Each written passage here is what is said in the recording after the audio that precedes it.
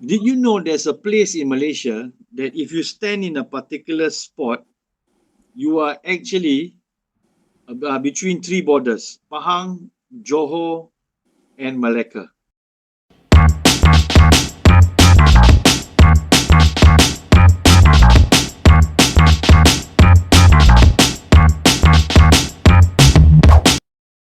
What's up, everyone, and welcome to another episode of The Catch Up Club.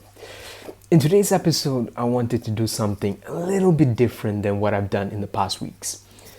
You see, with Malaysia possibly achieving herd immunity sooner than we actually expected, meaning to say people will start to go out and visit neighboring states.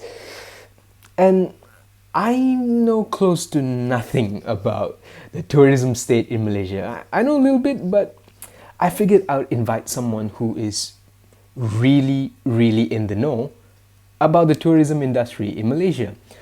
So I got a good friend of mine. His name is Mr. Simon Bonaventura.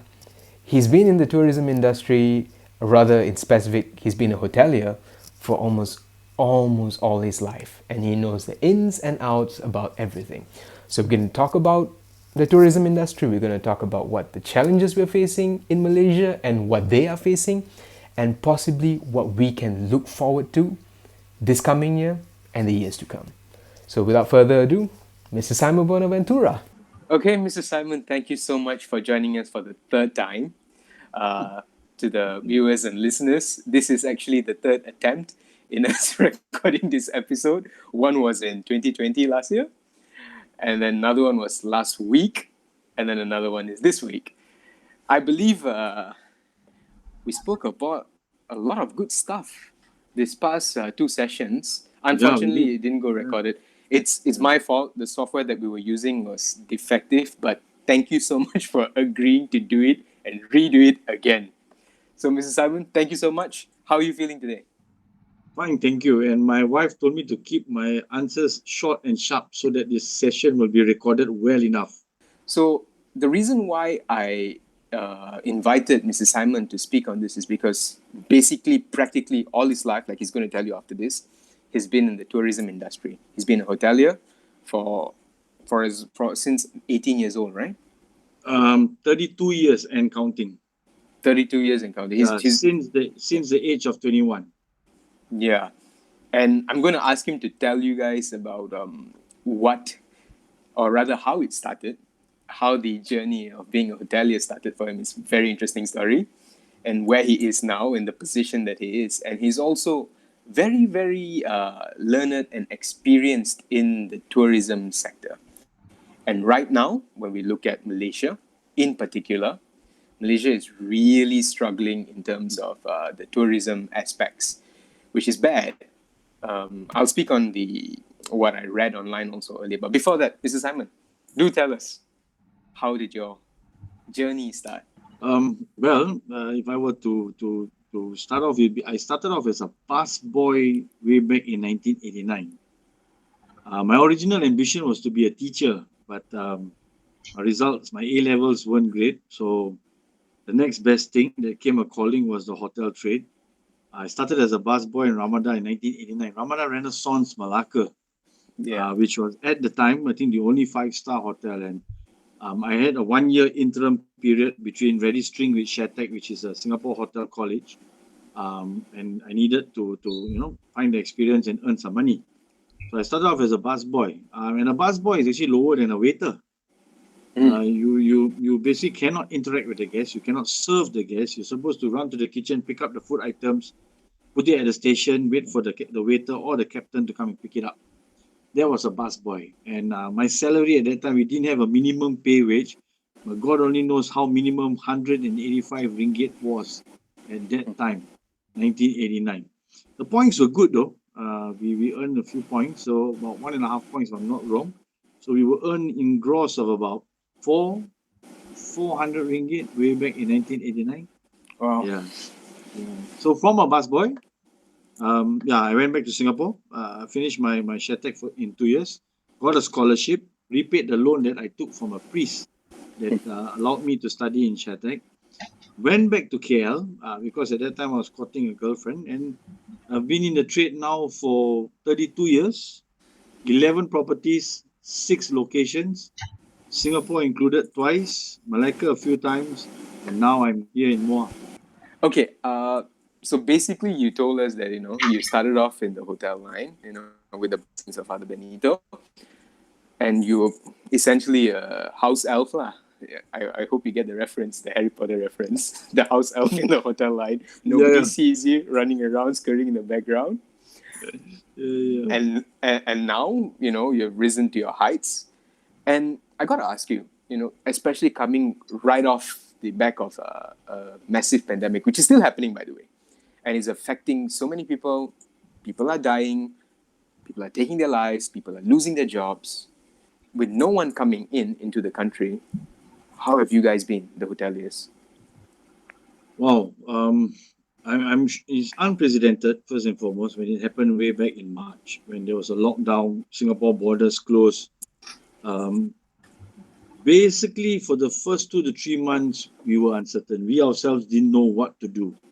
Most hotels were locked down, some were converted to quarantine centers, some closed temporarily. We were one of those. We closed for 72 days. But the beauty is when we reopened in June at that time, domestic travel was a major plus point, major. A lot of people improved their business hundredfold, without exaggerating. The likes of Desaru, Langkawi, I know Malacca also did quite well, even KL City for that matter. We were here in Muar, and believe it or not, we basically turned things around immediately. For 5 solid months, we turned around and made money. You know what I mean? We reduced the losses of the Wow, pandemic early 5 months, on. huh? Yeah, 5 months. And then in November and December, it started to slow down a bit because we had the CMCO and whatnot, right? Yeah. But to answer your question, the Muar did equally well also because even though there was a shutdown after that, if you recall in February, there was only intrastate travel Correct, yeah. because Johor is big, So we do get stays from people from Mersing, Batu Pahat, Kluang, of course, outstation as well, but on official business.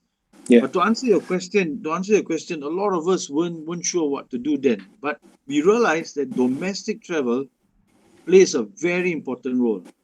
Granted, if the borders open between us and Singapore, that will do even better for us. Because as you know, Singaporeans, say what you want, they love Malaysia. They love, Malacca. They love the shopping, the makaning, the sightseeing, the holidays. Look, Cameron Islands with a cool temperature, Genting Islands with its gambling casinos and no entry fee required. Langkawi with its lovely beaches, Tioman, an island concept that together with Redang, but domestic travel did help us, what I mean? And it will continue to help us. But I think what will happen is that if we reopen our doors soon with the vaccination and the allowance of traveling, domestic travel will pick up. A bit more people are now a bit more fearful than last year in June, a bit more hesitant, but they will travel. However, we can only last maybe 6 to 9 months. That's my assumption. I could be wrong.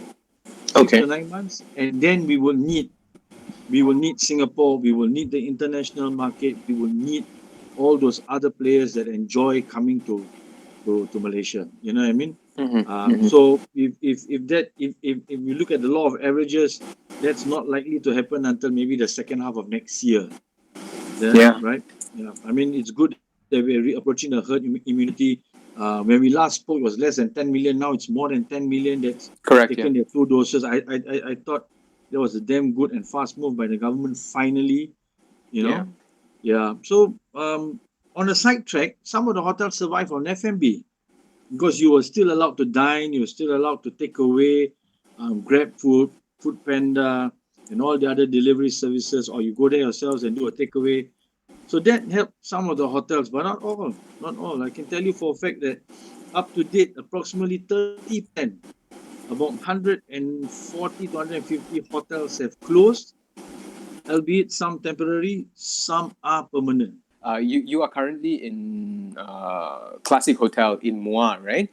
Right, right, yeah. Right, yeah, and it's attached to Wetex Parade. Yeah, we are part of Hector Property, which is Okay. basically a property management company that owns, manages, and runs 6 malls and Yeah. one hotel. The one hotel is Classic Hotel Muar.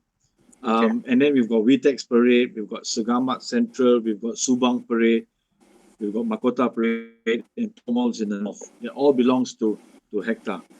Just to mention, like, you started off your career in Ramada Renaissance, Malacca. And unfortunately, Ramada is one of those Mm, big hotels to have closed their yeah. doors. What was the number you mentioned just now? Around 300, is it? 150 to 300? Is 100, that about 140, 30% of the 30%? hotels in Malaysia, yeah. Ramada being one of them, you're right. Some hotels that are big, you notice, without naming any other branded names from the 4 to the 5 stars, you realize they have closed faster than the rest. Correct, yeah. Yeah, including franchises because yeah, you got a franchisee, you've got higher cost of operations because you're running 4 and 5 star. Your personnel costs, some hotels can have as much as little as 200-300 staff, some more than that. Yeah. Yeah, your operational cost is higher than the rest. Mhm. Yeah, no joke, no joke. No, I mean, I know a lot of friends in the industry who lost their jobs. I know some of them have taken a pay cut. So have I. I've taken a pay cut, but I'm still happy. I'm happily employed, gamely doing my work day in, day out.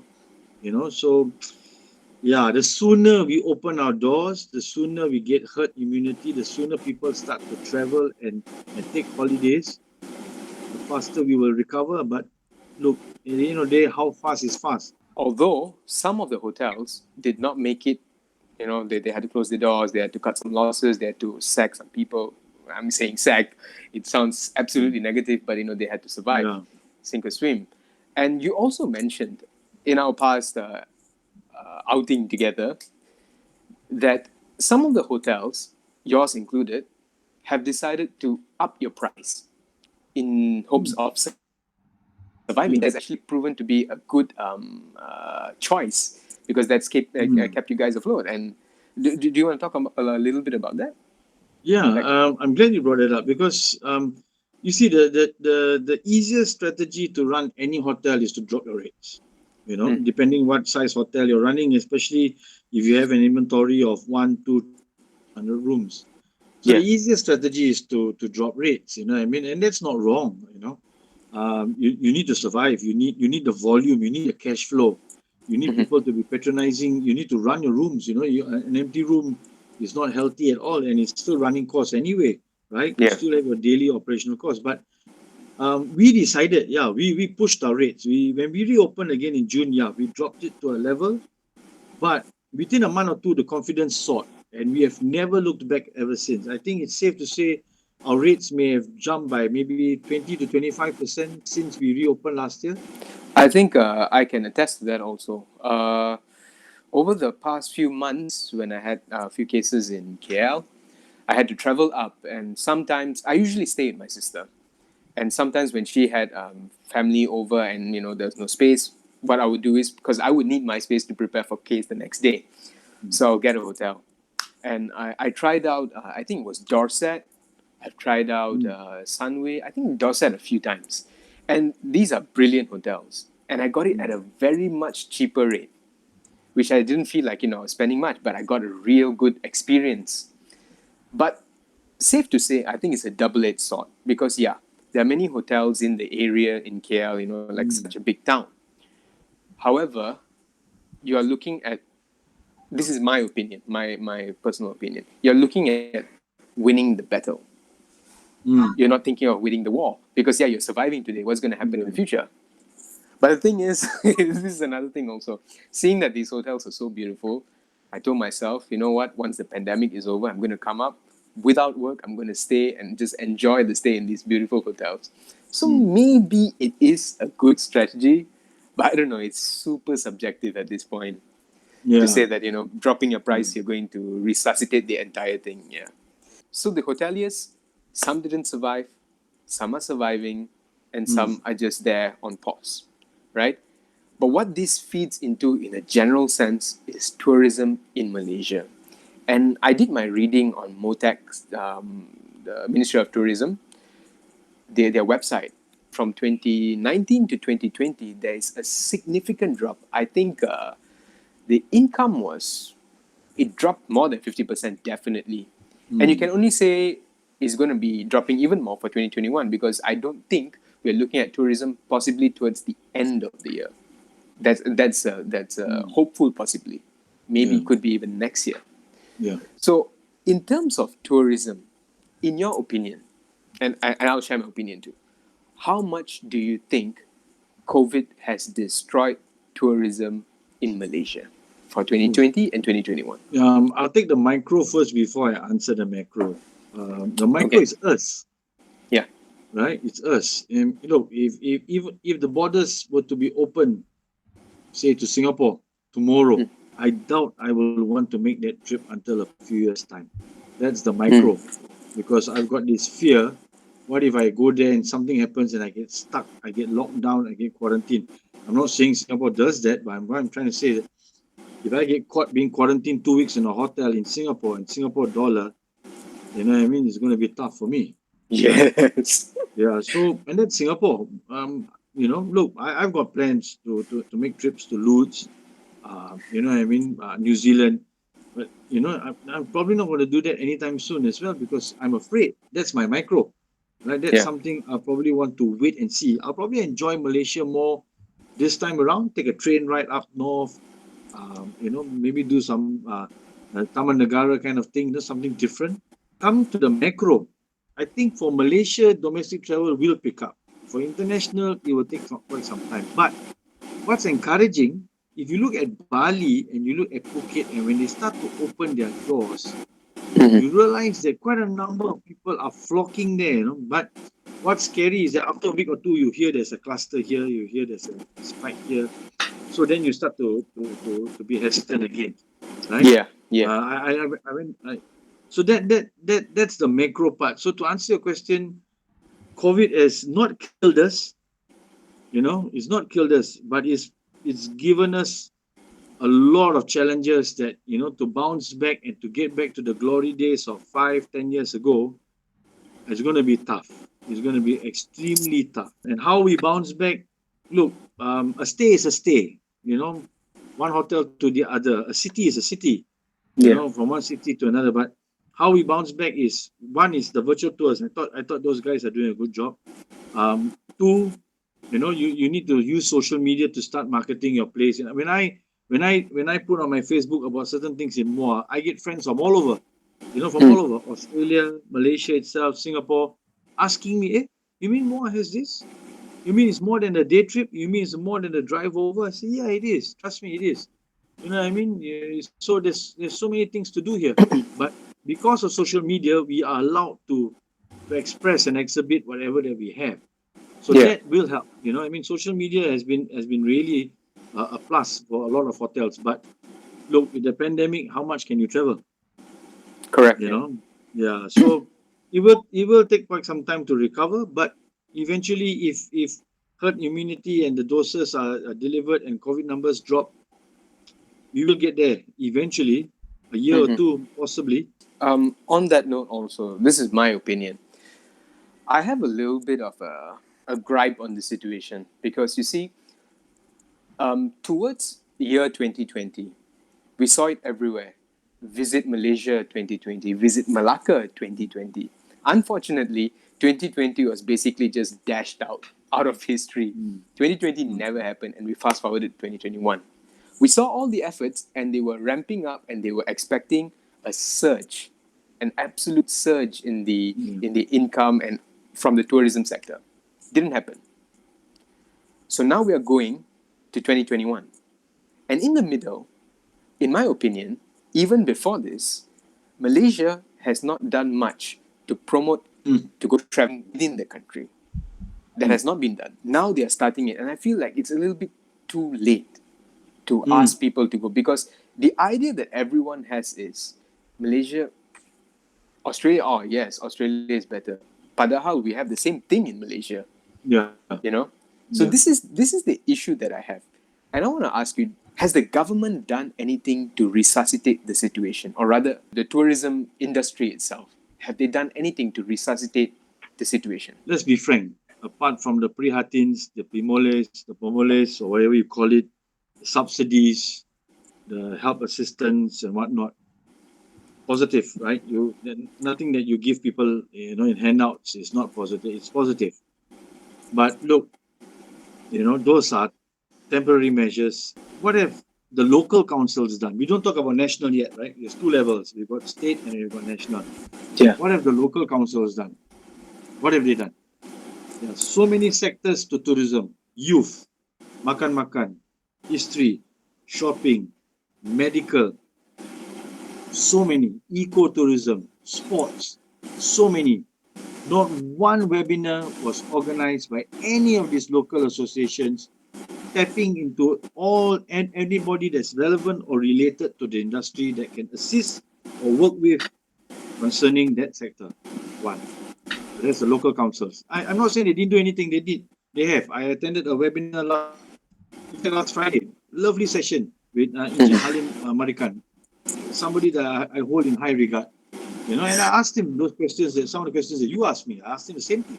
And he himself mentioned, what's stopping them? It's social media. You send out and invite, everybody gets in. You put a mediator there, get one or two good speakers to share, and invite Q&A after that. You know what I mean? Or invite the Q&A through online where you type in so that it's not disruptive, right? You mute everybody and you start sharing. But nobody did it. They were webinars, but webinars were always confronting COVID. Hey, what are we going to do after COVID? What have COVID done to us? What do you see in 3 to 6 months? What do you see now? Now, national is another method, right? Those extravagant videos, Malaysia Truly Asia, then they start to change the tagline, then they go back to Malaysia Truly Asia. First and foremost, just leave it as Malaysia Truly Asia. I think that's the best tagline we've had in more than a decade. Okay? Because we are anything and everything that's Asian. Trust me, we are. Right? Yeah. Now, what is the National Council doing? Yes, they're holding webinars. I've attended a few, but what have they done to highlight, if not heighten, the individual states' attractions? Do you know that Muar has lovely back street alleys that you can walk safely at night that is brightly lit? Did you know that? No. Exactly. Exactly. That's one.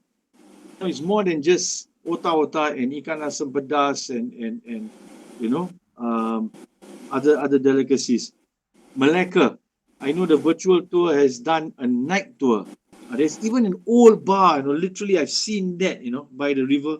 An old bar. Those guys have walked across that. Yeah, so nationally wise, if the local councils are not doing anything, then nationally wise you need to tap. Yeah. Right? You need to tap into what Penang has and more. Not just what Penang has generally speaking. We all know Gurney Drive, we know the temples, right? We know the hill, Penang Hill, we know that. But at this juncture, where we faced the pandemic for more than a year and closed doors for the longest time, what did we do to actually heighten all this? And this comes from the NGOs, this comes from the associations, this comes from the councils, and on a national level, had we done that, the national level will be able to tap.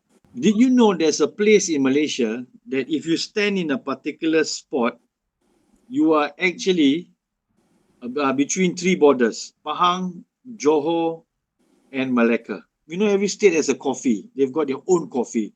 They've got their own laksa. They've got their own dishes. Yeah. You know what I mean? So this is the best time that 1 year you start on something and you just keep repeating and recycling and repeating, so much so that it becomes a ringworm that gets stuck in your head. And when the borders open, you actually will open your mouth, and I'm quoting Halim Marikan, you will open your mouth and say, let's go to Taiping. He said that, and I was like, wow, Yeah. He said, let's go to Taiping, because these lesser towns now are making an effort to let people know, hey, look, we've got this, we can't compete with the big boys. We're not a city, right? We don't have all these other attractions, but we're quaint, we're charming, we've got this. Come over. It's a wasted opportunity, really wasted, because looks like the doors are going to be open sooner than expected. Yeah. And everybody will do the same thing all over again. Granted, it is a good thing, but we've wasted an opportunity to expand on it and make Malaysia look bigger than it already is. I agree with you. I totally agree with you. You see, this point of view is coming from you. And I believe if they had like a forum, if they had like a discussion, as Yeah. you suggested, they would have been able to be exposed to these ideas. You know, this is the other issue that I feel absolutely passionate about. When the higher ups, when the people who are supposed to be looking out and trying to source for some outcomes or some possible changes for the futures, they don't do it. What has been happening is the people have been coming out of their shells, out of their homes, out of the shadows, reaching out to people, looking at something else from a different perspective, and making actual changes to the situation that we're in, actually benefiting us. And it's high time that the higher ups come and validate these things. You know, like what you're saying, this cycling idea, that's from you, and that's amazing. That's coming from you. That's coming from Classic Hotel. What about the other hotels, or rather, what about the small tourism agencies? I bet they have some ideas. You know, just to Yeah. shout out one of our mutual friends, Virgil. Virgil has this company called Black Velvet, right? And Black Velvet, they have this thing in Malacca that they have this. What race is that? Some Amazing race. something Yeah. in that line, yeah. Yeah. And they have a treasure hunt whereby Yeah. they count the steps up St. Yeah. Paul's Hill. You know, Yeah. it lets you experience Malacca in a different light. And I tell you, if companies, or rather if the government bodies themselves come and go through one of the sessions with us, it'll be amazing. They'll be able Yeah. to see the state, the country in a different light. Yeah. So that actually leads me to my next question. Let's just say we're done. By end of September, we're done with vaccination. They're saying, okay, October 1, opening the doors, tourism, go. Are we ready? Are the people ready, in your opinion? I think yes and no. Look, if I'm anticipating business to improve within a week or month, I would prepare myself. I would. It's not just me. It takes a team, right? It takes a team. But sadly, the hotels that have retrenched and want to reopen may struggle to find staff. I'm not saying they cannot find people. They can. Whether you find good or bad, temporary or permanent, that's going to be an immediate challenge. And it's not easy because it needs to be trained, if not learned along the way. Are we ready? I believe most of us are. Sadly, the ones who are not will have to be, because this is where the money comes in, and this is where you start to revive, you start to respond, and you start to recover. Yeah. Also, just to mention some of these trailblazers who have been somewhat thriving, and opening eyes to. I'm being selfish because I'm a proud Malaccan, and I know you are also. Like Mr. Martin Teixeira, Mr. Colin Go, and Yeah. who was the other guy who you were mentioning the other time? There's Eddie and Shaukani, two tour guides that are under the employment of PERSIM, the museum management. They are involved in virtual buddies. Yeah. Yeah, and they're working. They're working with Uncle Colin and together with Martin. They are working. Those Yeah. guys. Yeah. So these guys, what they've been doing is they've been having virtual tours, like what you mentioned, night tours, and these guys have been keeping us excited. Like once the doors are open, when we're allowed, I'm going to go to these places in Malacca, right? Yeah. And these are some of the men who have been looking out for us, normal basic people looking out for ourselves in terms Yeah. of tourism, right? So now we know there's a huge gapage. We are not prepared, but we have to be prepared when time comes. What can we do to fill this gapage in this meantime? I know it's a very subjective question, but what do you think? A lot of us are very animalistic. A lot of us have either we have what's the word, photo memories, or we have what's the other one, physical, muscle memories. Yes. So look, to get back into the groove of doing whatever you do, I think most of us will not have a problem. I think if there's going to be a challenge, you'll be going back to the way it was, and true, it's going to take quite some time, but I think it's we have the instincts. You know what I mean? We do have the instincts. Once the doors open or reopen, who is going to join in all of these businesses? Because when you hear closure, are they able to reopen? You know what I mean? That's a scary thought, you know. I mean, I fear for my employment here, not because of the company, but because of the business. You know, it's a natural thing. If I'm running a burger stall and I should be selling 50 burgers a day and I'm only selling 10 or 20, eventually I'll call it quits because I can't afford to buy the beef patty and the buns and so on.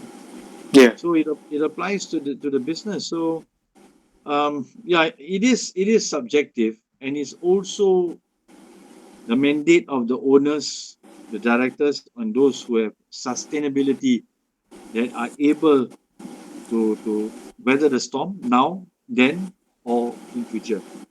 You know what I mean? So yeah, a tough question to answer you, to be honest with you. But yeah, I think most of us will make an effort. Mm. We'll try our best. But I think based on our conversation today, we can both agree on something. The people, us, commoners, we have come out and we are looking out for each other and we are going to we are going to weather this storm. Yeah. That's for sure. And I'm Yeah. speaking about this in terms of industry also. I mean, the tourism industry. Yeah. Because right now we're seeing so many local people who are just coming out and selling food. You know, they're doing what they can around Yeah. them. They're making the best of what they have to survive. Yeah. And while they're doing that, they are promoting the culture and also, in a way, tourism. They're showing, Yeah. hey, this part of the state has this. This is our Mm. specialty. This is my mom's, turun temurun, that special recipe, this kind of stuff. So, yeah, on a lighter note, I believe that we will overcome. Yeah. And we will see a better Malaysia in 2022. Agreed. So, Mr. Simon, looks like we have reached the tail end of our discussion, and I hope we don't have to redo it again for the fourth time. I really hope. I mean, it's time we talk about something else. What 3 times we talk about the same thing? Hoteliers, Yeah. hoteliers. Somehow another, when I hear my voice, it's like deja vu, you know? It's like, didn't I say that before? Or worse, shouldn't I say that? Or have I forgotten to say something? You know what I mean? And you know what's amazing? I just remember this as well. When we spoke the first time, I think that was in April, May, somewhere around there. Yeah. 2020, right? Yeah. And our next conversation was 2 weeks ago, Yeah. which is the beginning of August. Yeah. Yeah? Yeah. And now, it's 2 weeks later, and basically what you're telling me about the hotel line and also tourism is static. There has been no change. Mm. Albeit, yeah, there is some progress in terms of your personal, company. But generally, when we look at the country, there is no change. Yeah. And I think that's quite alarming. It Yeah. really is. Yeah, but that's another thing in entirety. Yeah. Let's end on the initial agreed note that we will survive. We will will. weather this storm.